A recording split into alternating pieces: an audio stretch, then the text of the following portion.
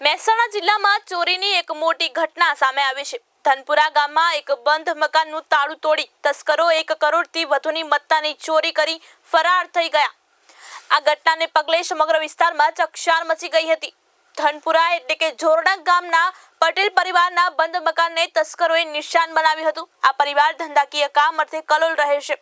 પરિવારની ગેરહાજરીનો લાભ ઉઠાવી તસ્કરોએ મકાનનું તાળું તોડી અંદર પ્રવેશ કર્યો હતો। તસ્કરોએ મકાનમાંથી 95 તોલા સોનાના દાગીના, ચાંદીના સિક્કા અને લાખો રૂપિયા રોકડની ચોરી કરી હતી।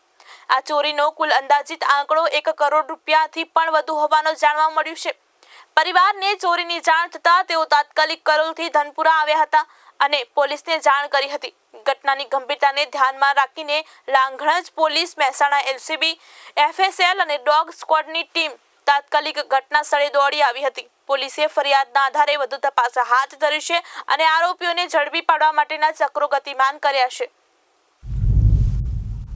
નમસ્કાર, મારું નામ પટેલ જીએસ કુમાર ભીખાભાઈ છે। અમે ટોટલ 3 ભાઈ છીએ અને મમ્મી, એમ કરીને અમે ટોટલ ઘરના 10 સભ્યો અહીંયા મકાનમાં રહીએ છીએ। અને અમે આમ કલોલ પોતાના ધંધાના હિસાબે ત્યાં કલોલ રહીએ છીએ અને મકાન અહીંયા ઘરે મતલબ અઠવાડિયામાં 2 દિવસ અમે આવતા જતા રહીએ છીએ। ખેતીવાડી બધું અહીંયા અમારા ઘરે બધું ચાલુ જ છે। અને બીજું અમારે આજે ગઈ રાત્રે મતલબ સોનાની દાગીના અને રોકડ રકમ એમ કરીને લગભગ 95 તોલા સોનું, બીજી ચાંદીના સિક્કા, ગણપતિની મૂર્તિ હતી એમ કરીને બીજા 2,10,000 રૂપિયા રોકડ રકમ, આ બધું મુદ્દામાલ અમારો ચોરી થઈ ગયો છે।